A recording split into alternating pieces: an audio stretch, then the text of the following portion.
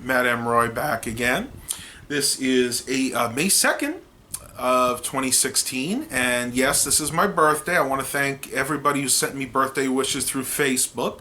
I do celebrate my birthday. I know a lot of people, when they start hitting my age, like to forget they have birthdays, but not me. I'm going to acknowledge the fact I am getting older. It is my 33rd birthday today.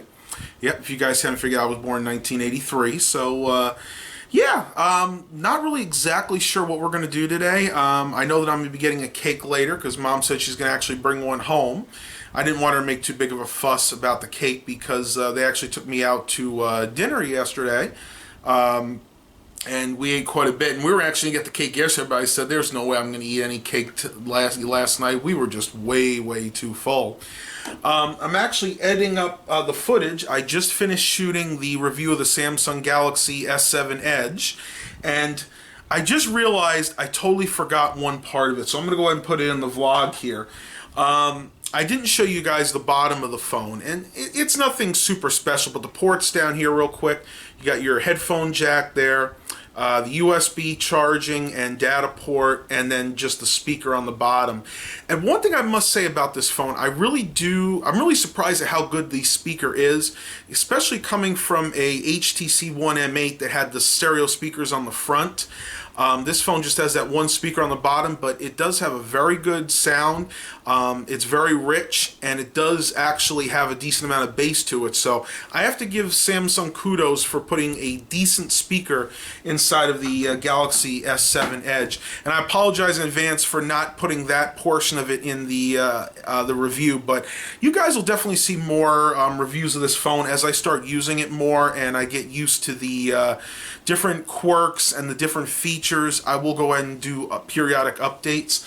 One thing I did do last night is I did finally set up the fingerprint reader. So basically, after 10 minutes, this phone locks out, and the only way to get in other than putting in my PIN is to go ahead and put my thumb right on the home button. Just keep it there for a few seconds, and it'll actually unlock the phone. So if you don't know the PIN, I am the only one that can physically get into that phone now, and I want to make sure I set that up because there's always a chance you can lose your phones. My dad's done it in the past. I've actually dropped a few cell phones.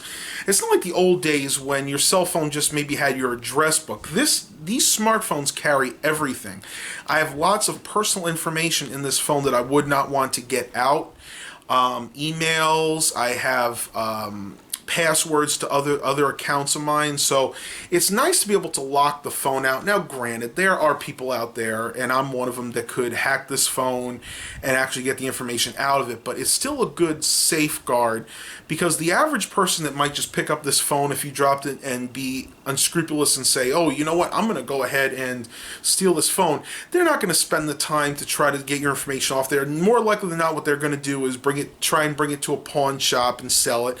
And if they won't take it there, then they'll go ahead and just wipe it and maybe keep it to use as a Google, like an internet searching device. So it's a nice feature to have. Like I said, it's not going to ever be foolproof. Don't think that if you do lose your phone, don't think that if a very tech savvy person picked it up and they were a little bit shady, they wouldn't try to steal your information, because they still will. And that's why anything super sensitive you do not want to keep on your portable devices, and that's why all of my absolutely secretive documents, my tax stuff, my personal, just really personal stuff, I keep on the desktop, and that stays in my house.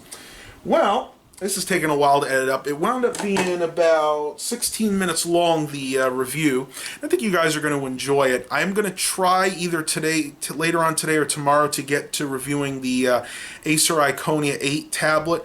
I don't know if I'm going to do it today or not. It just depends on what my parents have planned. I don't know if they have anything special planned for later on. Like I said, I know that they're going to be getting a cake. Mom actually spilled the beans about that, so I'll definitely get some footage of that.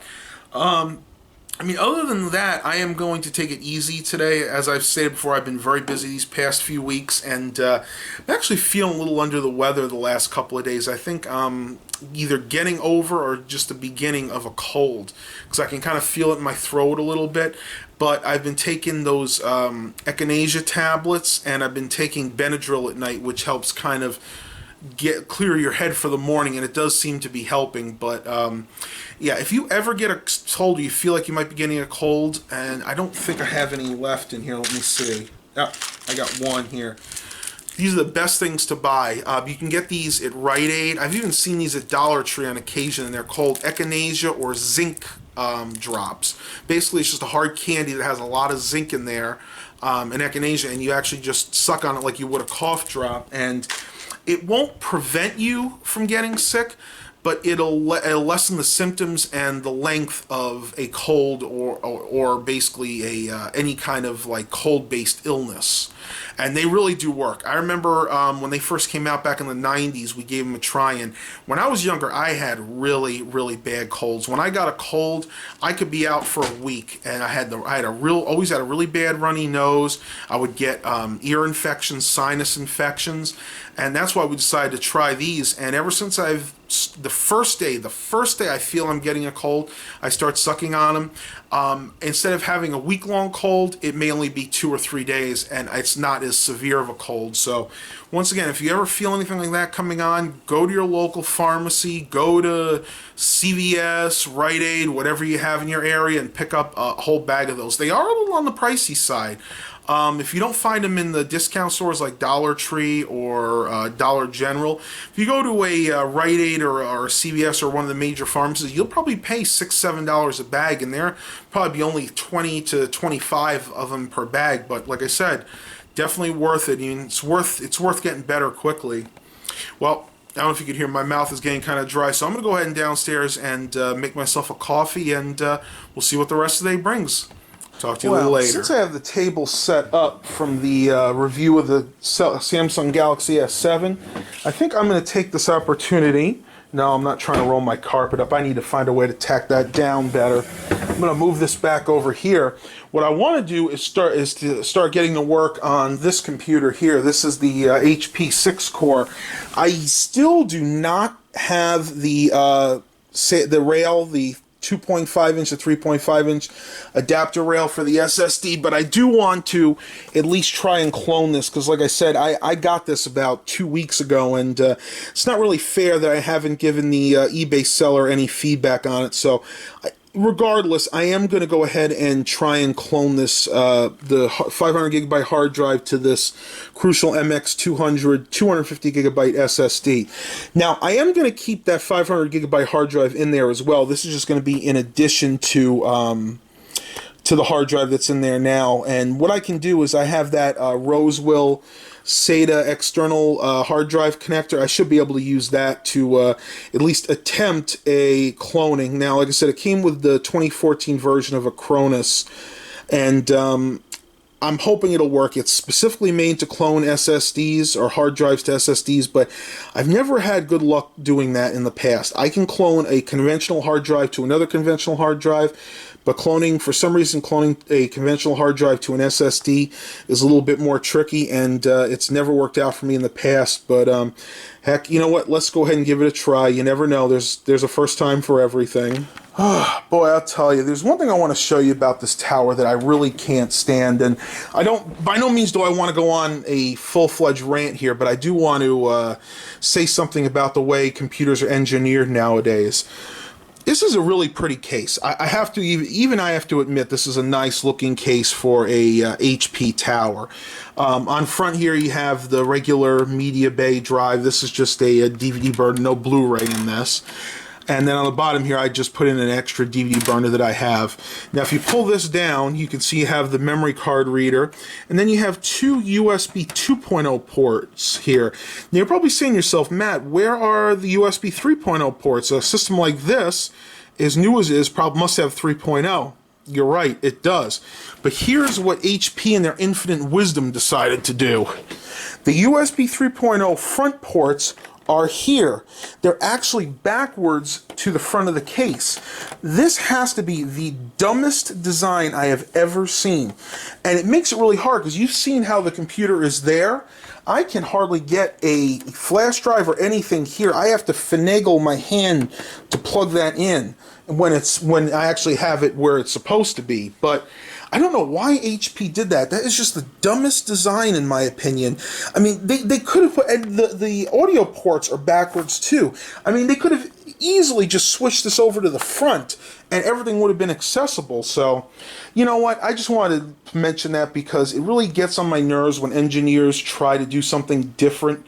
I mean, even in most situations, this is not going to work. Even if I just had it sitting here all the time, it's still a pain in the butt to have to reach back here and plug in a USB drive. Now, of course, I do see on the bottom here they have some more USB ports, but actually these are only 2.0 ports, so the only USB 3.0 ports on this computer are the two up here, and I just don't know what they were thinking when they did this. To me, it just seems...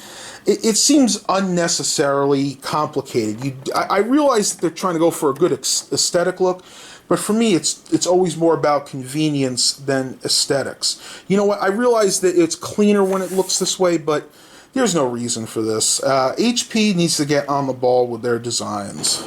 All right, everybody. So I initiated the cloning procedure. So you can see I have the Crucial MX200 SSD sitting here. It's actually hooked up to my Rosewell USB to IDE adapter, or USB to IDE and SATA. So hopefully this is going to work. Like I said, I am skeptical as to whether or not this will actually work. This is a newer version of Acronis than I've ever used before, so I mean that'll give it a good chance. But I don't know, I've just never had good luck with cloning conventional drives to SSDs. So I'm just going to let this go for a while. I probably will not be able to test it today unless that rail adapter comes in. I don't know if it's going to be here today or not. It could be as late as next week. It was back ordered for a while, so they didn't actually send it out. That's why it's taking so long. Well, looks like we're actually copying the partition at the moment, so I don't know, I'll give this about a 50-50 shot to work. Wah, wah, wah, wah. Yeah, that's kind of what I figured. And that is the exact same error message that I get the last time I tried to do this. So I think what I'm going to wind up having to do is just to reinstall Windows on here, which is not that big of a deal. It's a little extra work, but I've said in the past, cloning is so hit and miss, and especially with these SSDs. Now, I can retry this operation, but I can almost guarantee you it's not going to work. I am going to retry it, but again, I have not much hope for this to continue to work, so I think it's going to be a format reload as soon as I get the rail for this, so yeah, that really stinks. Well, I thought I'd try to boot off the SSD anyway, just to see if I may have gotten lucky, but no dice. As you can see, came up with that blue screen of death. So once again, it is definitely going to be a format reload for this. That's alright. I'm used to doing it. I've done thousands of them in my lifetime. Alright guys, one thing I forgot to mention, before I tried doing the cloning today, and I was using the Rosewell IDE adapter, SATA to USB IDE adapter, for some reason the power kept cutting out on me, and I was trying to figure out why. Well, turns out that the cheap Chinese-made power cable they had for it was no good, and luckily it wasn't the actual DC adapter itself. It's just this must have a break in it somewhere, and it kept cutting off. When I would try to access the data, it would work for a second, cut out, turn back on, cut out, just kept resetting itself. So I was able to find one that I had in the closet, a much better quality one, and as you can see, the light on here is staying on solid. So if you guys ever get one of these, and once again, there's the Rosewell USB to IDE 2.5, 3.5-inch SATA adapter, make sure you go ahead and replace that power cord. This is the cord going from the AC outlet to the adapter itself, not the cord going to the hard drive, the IDE or the SATA power cable. So just kind of a fair warning to you guys. I'm not really surprised. I mean, I have seen stuff like this before, but Rosewell is a half decent product, and you would think they'd actually put in a decent power cable, but I guess they're too cheap to do that. Alright guys, so to end the vlog off today, I think I'm going to do a short Q&A. This is going to be kind of my birthday present to you guys, and without further ado, let's go ahead and get started. A lot of people have been wishing me happy birthday, and I'll give some shout outs here. We got Garth, Arenz, Xavier Muhammad, I'll read what he wrote. He said, "Happy birthday, dude, and nice vlog. I always look forward to your new videos. I'm addicted to your videos." Well, thank you. That's definitely a compliment for sure. I enjoy putting them out. Let's see, who else do we have here? Abandoned Exploration Adventures. Happy birthday, dude. Hope you have a great day. Thank you very much. So far, it's been pretty good. I finally got to do the Samsung Galaxy S7 Edge review. I'm glad that's finally done. And yeah, hopefully going to have a nice cake tonight. Let's see. We have Randall Cheek said, "Wow, so is my oldest grandson. Happy birthday to you." Yeah, a lot of people, for some reason, have birthdays in May, I've noticed. When I was in school, when I was in grade school, I would say a good 20-30% of my class, everybody had at least a May birthday, or somewhere at the end of April. So, a lot of people born in May. Let's see what we got here. Pat's Chad, "You'll probably get a kick out of the Munsters." That's in response to the April 3rd garage sale find video. You know, I'm sure I will. I have not seen it yet. I did watch the Hot Shots with Dad the other day, but haven't had a chance to watch the Munsters DVD yet. Maybe sometime tonight. Computer was 1999. There's been a couple of yard sales in my area lately. That's also in response to that April 3rd garage sale find video.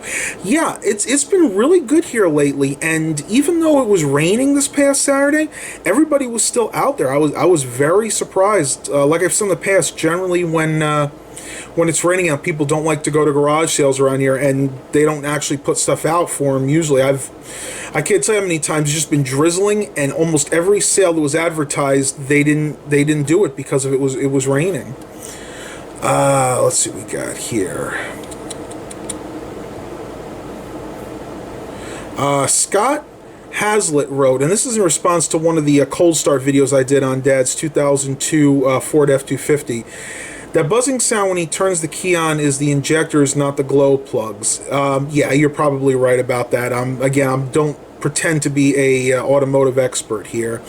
And yes, there is a block heater. Every 7.3 had one, but some did not have a plug. It depends on what part of the country the truck was from. Well, I don't know about that. I can tell you off the bat there is no engine block heater in that truck. There are glow plugs, of course, but we've actually, Dan and I have been into that engine. We've looked where the engine block heater is supposed to be, and there's nothing there. Now, it may have come with one originally and been taken out. I'm not sure about that, but I can tell you right off the bat that truck absolutely does not have any type of engine block heater whatsoever. Stephen Barber wrote, "Dang, I missed the good storm. I don't even live near there. I live in Michigan." Yeah, that was in response to the severe thunderstorm video I put up a couple of days ago. You know, it's interesting. Around here, the weather is so hit and miss, and I know I've said this before. If you don't like the weather around here, wait 5 minutes, because it can be raining 5 minutes. 5 minutes later, it can be sunny. Next 5 minutes can be raining again. Next 5 minutes later, we could be having severe thunderstorms. So around here, because we live so close to the ocean, the weather is just like that. We can never really plan anything. That's why events around here have to have tons of backup dates, because especially on Saturdays, you never know what the weather is going to be like. Garth Arends asked again, "Is everything priced for $1 at the Dollar Tree store?" Yes. Dollar Tree is only $1. Everything in there is $1. They did have some stores called Dollar Tree Deals, where they would have things that were more than $1, similar to like a Dollar a General or a Family Dollar. But most of those have closed now and or turned into just regular Dollar Trees, because, hey, people like only spending $1 on certain items. And if you guys have seen my Dollar Tree haul videos, you'll see they definitely have some good products there. BOK 4600 wrote, "Laser rot sucks." That's in response to my April 2nd video. Let me see which one this is. Okay, that was just a regular vlog video. Yeah, I've had that happen for quite a few of my laser discs. The one that I'm really upset about is my laser disc of the rock opera Tommy from 1975. One side of it is perfectly fine. The other side, it barely plays. The laser rod, for some reason, only affected side B of that particular disc. And that was really the only problem that they had with laser discs. The quality is usually there, but it depended on the chemicals and the materials they used to make the disc, and there really isn't anything you can do to prevent laser rot. I mean, sure, you can slow it down, you can keep it in a humid, low humidity environment, keep it inside, but if the material was inferior when they made the disc, eventually it's going to develop the laser rot. Let me see what we got here. Stephen Smith wrote, this was in response to that same video for the vlog. The capacitor plague was real. It hit most of the major manufacturers, including Dell, who paid out over $400 million in motherboard replacements. UXW Bill and Max Arcade have mentioned it in their computer videos. Carly Fiorina was instrumental in destroying whatever legacy Compaq had left in the mainstream merger.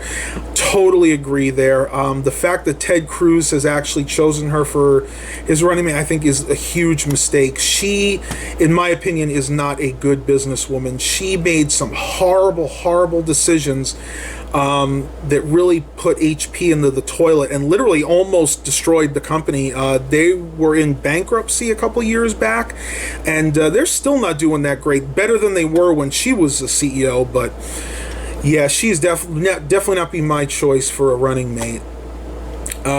Game Hacker 101, this is in response to my severe thunderstorm video, wrote, yeah, it was pouring down in Port Norfolk near the West Norfolk Bridge. Yeah, I live fairly close to there. Like I said, with the weather here, the storms usually go southeast to northeast. They go in like an angle. The southeast is basically back that way, and northeast would be basically that way. And generally, it's either hit or miss. We'll usually get it, or the other part of our city, maybe, I don't know, 20, 30 miles away, will get it. It's funny, there's actually like a little safe spot. Generally, over in the Deep Creek area, that's called, they tend not to get a lot of the bad storms, but either we'll get them or way down towards Virginia Beach will get them. I don't know why. It's just the way the weather patterns go, because where we live, the jet stream's usually right near it, so it just depends on if the jet stream is below us or above us as to what kind of storms and how bad the storms are that we get. Let's see. Let's see. Okay, Robert Cookson wrote, this is in response to my April, let's see which video this is, April 25th video vlog. He said, I have had the same problem with updating Windows 7. Microsoft did not fix mine, so I upgraded to Windows 10. It just depends on on your computer. Some computers work better with Windows 7 and some with Windows 10, and it doesn't necessarily make a difference. The specs don't necessarily make a difference. Give you an example. This computer here, I had a lot of problems getting upgraded to Windows 10, my Dell XPS 8700. Luckily, once they put out a newer build, I had to wait a couple weeks. They put out like the second or third build, then it worked fine. But I tried upgrading on the initial consumer release of Windows 10, and I had tons of bugs with this computer. That's not even including the fact that it wouldn't activate. My dad's computer downstairs, the Dell Optiplex 760, Windows 10 will not run on that computer properly. It freezes, it crashes, it runs really slow. Windows 7 works fine, so it just depends on the architecture of the computer, and there's really no rhyme or reason to it. Well, I'm going to end the vlog here for today. My battery on my camcorder is starting to die, so hope you guys are really enjoying these. Please continue to subscribe, and as always, have a blessed day, everybody.